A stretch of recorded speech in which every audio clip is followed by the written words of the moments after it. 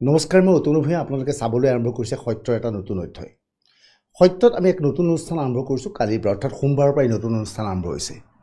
ৰাজ্য দেশ বিদেশৰ বিভিন্ন খবৰ আজিৰ দিনটোৰ কেতবোৰ গুৰুত্বপূৰ্ণ খবৰ লৈ আমি অনুষ্ঠান পৰিবেশন কৰিম আমি সন্ধিয়া 6 বজাৰ পৰা 7 বজাৰ ভিতৰত এই অনুষ্ঠান পৰিবেশন কৰিবলৈ চেষ্টা চলাম শনিবাৰ আৰু দেওবাৰে অনুষ্ঠান নাথাকিব অৰ্থাৎ সোমবাৰৰ পৰা শুকুৰবাৰলৈ 6 বজাৰ পৰা 7 বজাৰ ভিতৰত এই অনুষ্ঠান আপোনালোকে দেখা পাব ফেচবুক বা ইউটিউব যোগে গতিকে যিসকল লোকে ফেচবুকত এই অনুষ্ঠান চাই আছে তেওঁলোকক আমাৰ ট্ৰুথ বা সত্যৰ পেজটো সাবস্ক্ৰাইব কৰিবলৈ অনুৰোধ ধৰণে ইউটিউবতো চলি আছে দা ট্ৰুথৰ পেজটো সাবস্ক্ৰাইব কৰিবলৈ অনুৰোধ জনালো যদি আপুনি দিনটোত সংঘটিত বিভিন্ন ঘটনাৱলী সন্ধিয়া 6 বজাৰ পৰা 7 বজাৰ ভিতৰত একেলগে জানিব বিচাৰে তেনেহলে এই অনুষ্ঠান চাব পাৰিব আমাৰ এই অনুষ্ঠানৰ নাম অতনু ভূঞা লাইভ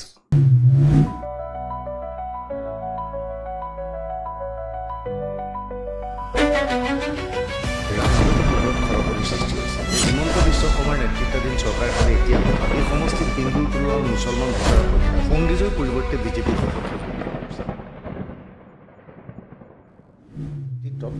চৰকাৰ গঠন হোৱাৰ পিছত অসমত আৰক্ষী বাহিনী সবল হৈ পৰিছে বুলি বিভিন্ন সময়ত কোৱা হয় হিমন্ত বিশ্ব শৰ্মা ক্ষমতালৈ অহাৰ পূৰ্বে আমি অসমত এনকাউণ্টাৰ শব্দটো খুব কমহে শুনিছিলোঁ অৰ্থাৎ আৰক্ষী জিম্মাৰ পৰা কোনোবা পলায়ন কৰিবলৈ গ'লে সেইজনক গুলিওৱা হয় ইয়াক লৈ হিমন্ত বিশ্ব চৰকাৰক বিভিন্ন সময়ত সমালোচনা কৰা হৈছে অৱশ্যে অধিকাংশ জনতাই ইয়াক ভাল পাইছে কিয়নো ন্যায়িক প্ৰক্ৰিয়াৰ এনে দুৰ্দান্ত দুষ্কৃতিকাৰীৰ বিষয়ে বিৰুদ্ধে বিচাৰ চলি থাকে বহু দিন থাকে কেইদিনমান জেলত থকাৰ পিছত তেওঁ ওলাই আহে গতিকে এনে অৱস্থাত এনে ভয়ানক দুষ্কৃতিকাৰীক আৰক্ষীৰ জিম্মাৰ পৰা পলাই যোৱাৰ লগে লগে এনকাউণ্টাৰ কৰা ঘটনা কোনো বেয়া পোৱা নাই এয়া হৈছে অসম আৰক্ষীৰ বীৰত্বৰ কাহিনী আজিকালি অসম আৰক্ষীক খুব শক্তিয়ে দুষ্ট চক্ৰই ভয় কৰে অসম আৰক্ষীৰ জিম্মাত থাকিবলৈ ভয় কৰে কিয়নো জিম্মাত থাকিলে জিম্মাৰ পৰা আজিকালি অপৰাধীবোৰ পলাবলৈ চেষ্টা কৰে আৰু অপৰাধীবোৰ পলাবলৈ চেষ্টা কৰিলে অসম আৰক্ষীয়ে ভৰিত গুলি মাৰি দিয়ে গুৱাহাটীত নতুনকৈ আৰক্ষী সঞ্চালক প্ৰধানৰ দায়িত্ব লৈছে পাৰ্থ সাৰথী মহোদয় দায়িত্ব গ্ৰহণ কৰাৰ পিছত গুৱাহাটী মহানগৰীত 56টা গোচৰত অভিযুক্ত এজন অপৰাধীক আজি এনকাউণ্টাৰ ঘটনা সংঘটিত হয় মহানগৰ আৰক্ষী বীৰত্বৰ কাহিনী এয়া মহানগৰ আৰক্ষী সংকালত কি কৈছিল এবাৰ শুনি লওঁ মানে জয়দেৱ মজুমদাৰ ই 55ৰ পৰা 60 স্নেচিং কেছত আছে মোবাইল চেইন বেগছ এইবিলাক তো আজি হি আমাক অলৰেডি এপ্ৰিহেণ্ডেড আমাৰ কেছ এটাত পল্টন বজাৰ পিএছ কেছ আৰু হি আজি আমাক চুৰি বস্তু দেখাম বুলি লৈ গৈছিলে গড়চুকৰ সেইটো ঠাইত আৰু তাৰপিছত হি বমি কৰা লগা পেচাব লগা নিচিনা ক'লে তো আমি অলপ ৰখাই তাক ছাইডত নিওঁতে আমাৰ এছ আই এজনৰ পিষ্টলটো কাঢ়ি হি আমাক ফায়াৰ কৰিব লৈছিলে তো তেতিয়া আমি সেল্ফ ডিফেন্সৰ কাৰণে ফায়াৰ কৰিবলগীয়া হ'ল আৰু তাৰ এটা এমিনেশ্যন ভৰিত লাগিছে এতিয়া ইয়াত আছে আণ্ডাৰ ট্ৰিটমেণ্ট আগত কিমান কেছ আছে আগত তাৰ অলমষ্ট 55-60 স্নেচিঙত জড়িত হি তো ৰেজিষ্টাৰ কেছটো এতিয়া কিমান আছে এইটো পিছতহে ওলাব আৰু 5জন আৰু এৰেষ্ট হৈছে ইতিমধ্যে 5জন বাছপৰ আৰু কোনোবা না টোটেল 5জন বাকি কেজনক লগত লৈ যোৱা হৈছিল নেকি আজি বাকি আজি লগত নিয়া নাই এই অকল জয়দেৱ গৈছিলে তাৰ ফজৰ ইনফৰমেশ্যন আছিলে তেওঁ যি চুৰি কৰিছিল গোটেই সামগ্ৰী কৰবা ডেম্পত বিক্ৰী কৰা তেনেকুৱা অভিযোগ সেইটো ইনভেষ্টিগেশ্যন চলি আছে এতিয়া সেইটো পিছত গম পাব আৰু কি বিষয় আপোনালোকৰ সহকৰ্মী কোনোবা আঘাতপ্ৰাপ্ত হৈছে নেকি এনেকুৱা আমাৰ সাব ইন্সপেক্টৰজনৰ হাতত দুখ পালে যেতিয়া পিষ্টলটো কাঢ়িব লৈছিলে তেওঁ দুখ পালে সেইটো পিছত ইনভেষ্টিগেশ্যন চলি আছে পিছত ওলাব এক্সাক্ট জায়গাটো কোনটো জায়গাত হৈছে আজি এইটো আপোনাৰ পাহাৰ এটা অসম আৰক্ষীৰ বীৰত্বৰ কাহিনী দেখিলে গুৱাহাটী মহানগৰ মাজমজিয়াত এজন দুষ্কৃতিকাৰীক এজন অপৰাধীক আৰক্ষী জিম্মাৰ পৰা পলাই যোৱাৰ লগে লগে আৰক্ষীয়ে ভৰিত গুলিয়াই তেওঁক আঘাতপ্ৰাপ্ত কৰে অসম আৰক্ষীৰ বীৰত্বৰ কাহিনী এইবাৰ আন এক আলোকচিত্ৰ আপোনালোকক দেখুৱাব বিচাৰিছোঁ য'ত অসম আৰক্ষীৰ বীৰত্ব পুনৰ প্ৰকাশ পাইছে এইবাৰ টেলিভিছন স্ক্ৰীণত এই যুৱকজনক মন কৰক এই যুৱকজনৰ নাম আব্দুল মাজান হৈছে ঈশান টেলিভিছন বুলি ঈশান নিউজ বুলি যি টেলিভিছন সন্থা আছে পৰ্টেলটো আছে সেই পৰ্টেলটোৰ বিশ্বনাথৰ সাংবাদিক আব্দুল মাজানক কালি আৰক্ষীয়ে গ্ৰেপ্তাৰ কৰিছে বিশ্বনাথৰ আৰক্ষীয়ে গ্ৰেপ্তাৰ কৰিছে চতিয়া আৰক্ষী থানাত এটা গোচৰ ৰুজু হৈছিল গ্ৰেপ্তাৰ কৰাৰ পিছত নিশা সোধপোছ কৰাৰ অন্তত পুৱা তেওঁক পোনে জেললৈ প্ৰেৰণ কৰি দিয়া হৈছে এতিয়া আব্দুল মাজানৰ ক্ষেত্ৰত অসম আৰক্ষীয়ে বীৰত্ব দেখুৱালে মাননীয় হিমন্ত বিশ্ব শৰ্মা ডাঙৰীয়া মাননীয় জিপি সিং ডাঙৰীয়া আপোনালোকক সেৱা লৈছোঁ আপোনালোকৰ সাহস দেখি ভাল লাগিছে যে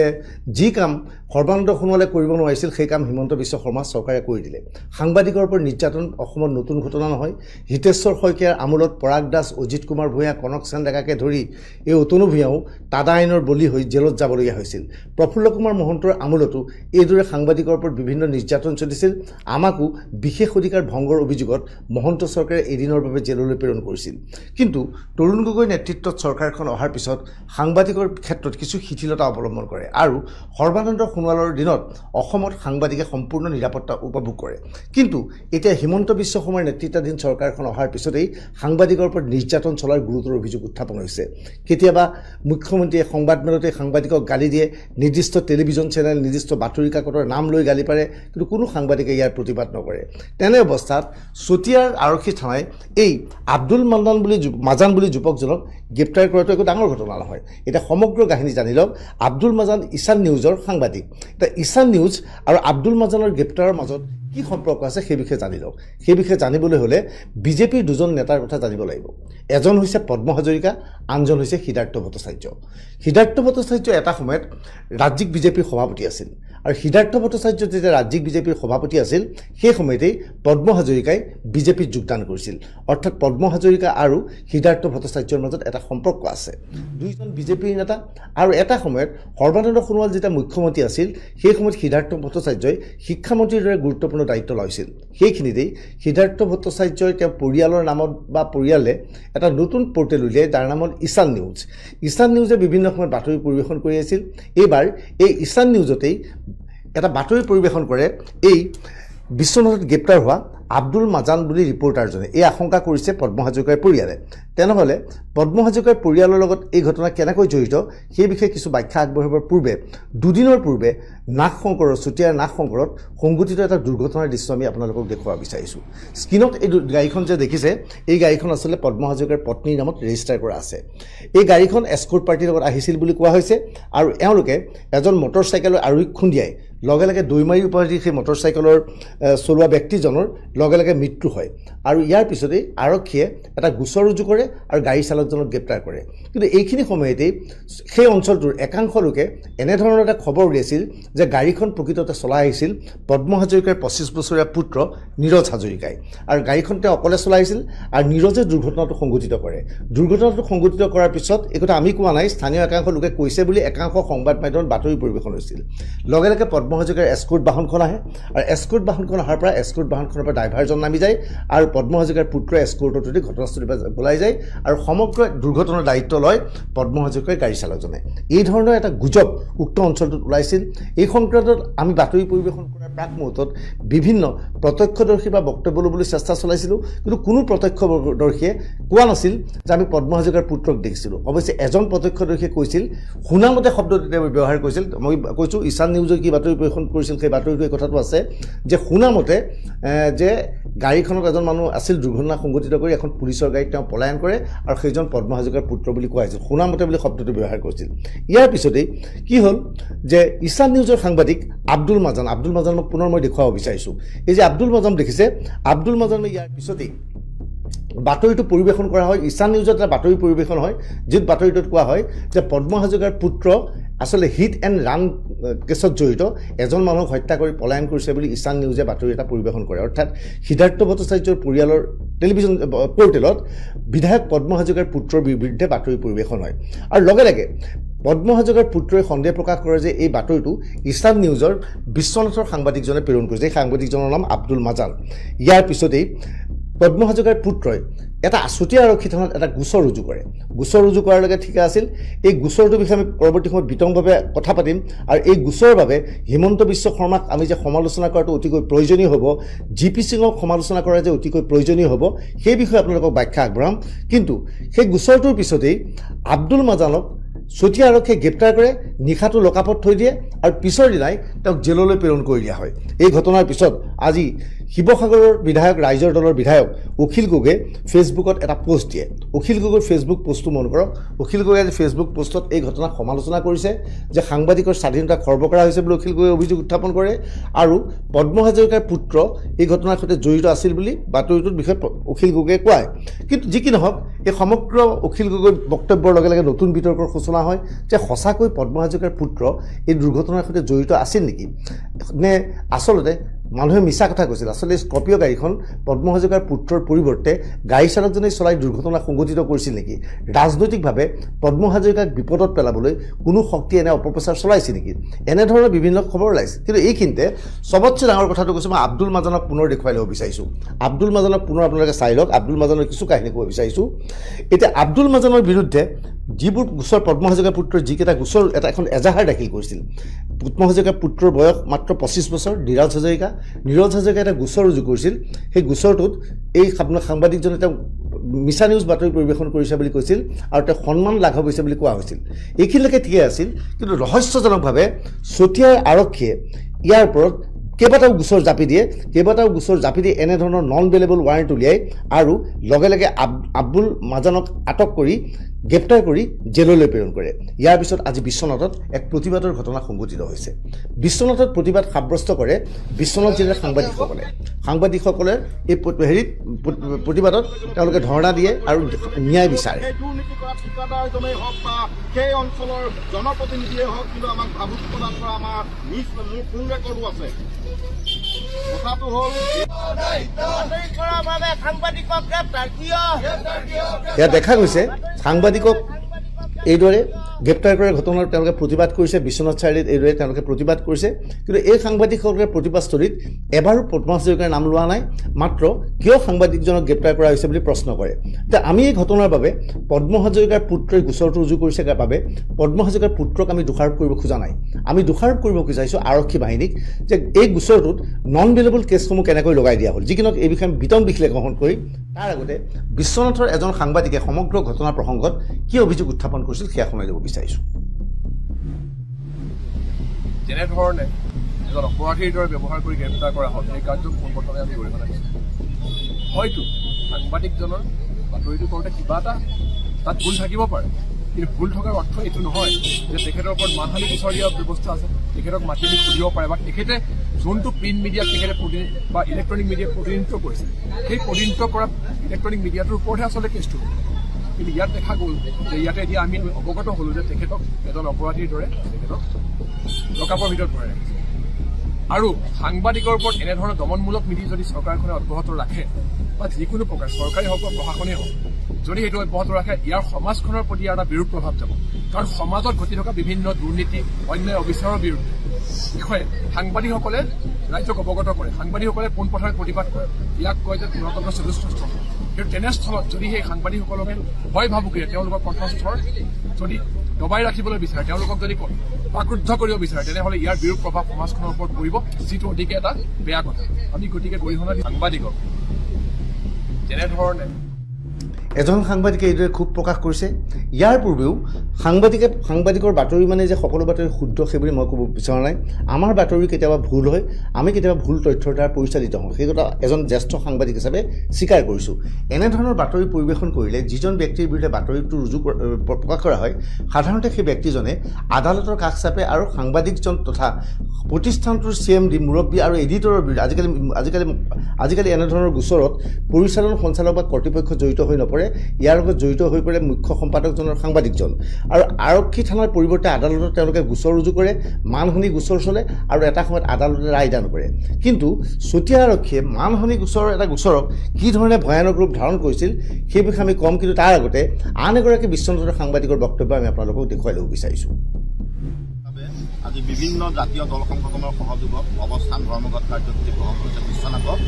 ইয়াৰ এটাই কাৰণ যে কালি নিশা ভাগত এক দাগী অপৰাধীৰ দৰে আমাৰ এজন সতীৰ্থ সাংবাদিকক এটা বাতৰি পৰিৱেশন কৰাৰ অপৰাধত অসম আৰক্ষীয়ে বিশ্বনাথ আৰক্ষীয়ে গ্ৰেপ্তাৰ কৰি লকআপত সোমোৱাই ৰাখিছে আৰু তাৰ আমি প্ৰতিবাদ জনাইছোঁ আৰু তাৰ বিৰুদ্ধে আমাৰ এটাই দাবী যে আমি বিনা চৰ্তে তেখেতক মুক্তি কৰি দিব লাগে ইয়াই আমি দাবী জনাইছোঁ আৰু এই যদি এনেকেই হৈ থাকে গণতন্ত্ৰৰ চতুৰ্থ স্তম্ভৰ প্ৰতি ভাবুকি আহি পৰিছে আৰু এটা কথা আমি ক'ব লাগিব যে সাংবাদিকজনে বাতৰি পৰিৱেশন কৰিছে কিন্তু তেওঁৰ নামত বাতৰিটো অহা নাই আৰু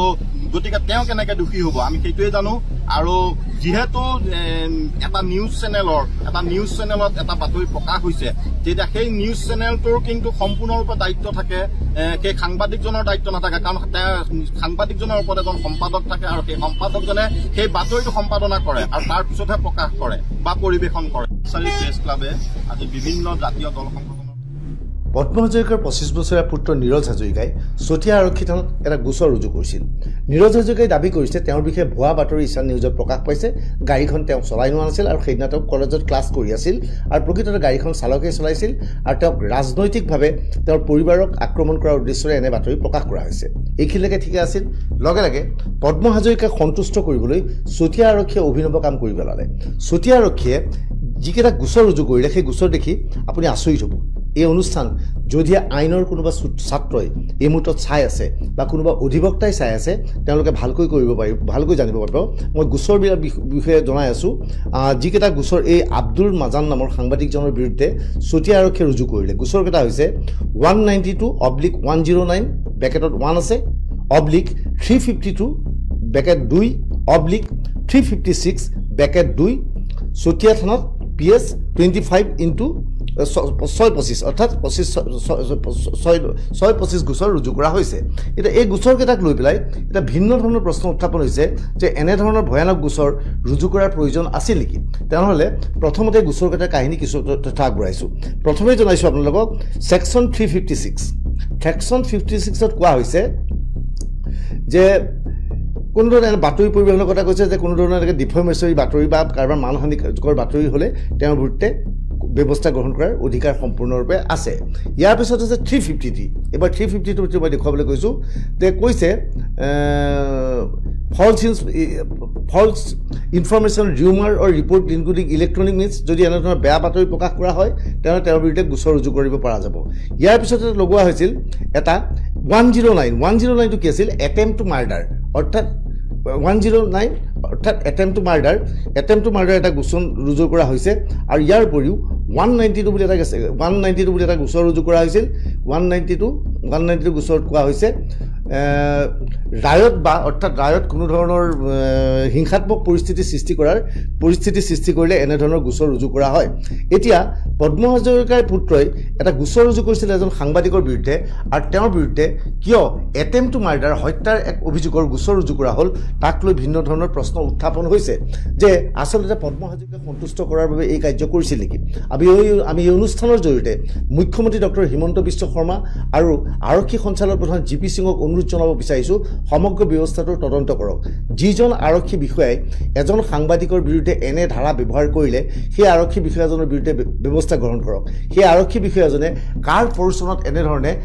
আইন বিপথে পৰিচালিত কৰিবলৈ চেষ্টা চলালে সেই বিষয়ে ব্যৱস্থা গ্ৰহণ কৰিবলৈ আমি অসম আৰক্ষীৰ ওচৰত অনুৰোধ জনাইছোঁ মুখ্যমন্ত্ৰী হিমন্ত বিশ্ব শৰ্মাক অনুৰোধ জনাইছোঁ নহ'লে ক'বলৈ বাধ্য হ'ম যে মুখ্যমন্ত্ৰী হিমন্ত বিশ্ব শৰ্মাৰ কাৰ্যকালত অসমত সাংবাদিক নিৰ্যাতনৰ ঘটনা সংঘটিত হৈ থাকিল গতিকে সাংবাদিকৰ ডায়েৰীত হিমন্ত বিশ্ব চৰকাৰৰ কাৰ্যকালো এক কলংকিত কাৰ্যকাল ৰূপে যে পৰিগণিত হ'ব সেই কথা নিশ্চিত অদূৰ ভৱিষ্যতে অতীতৰ কথা সোঁৱৰাৰ লগে লগে হিমন্ত বিশ্ব শৰ্মাৰ কাৰ্যকালত এজন সৰু সাংবাদিকক এটা পৰ্টেলৰ এজন স্থানীয় সৰু মফচলীয়া সাংবাদিকক সামান্য এটা বাতৰি পৰিৱেশনৰ বাবেই এইদৰে জেললৈ নিয়া ঘটনাক নিশ্চয় সকলোৱে গৰিহণা দিব যি কি নহওক এই সমগ্ৰ ঘটনাক লৈ পেলাই চতিয়াৰ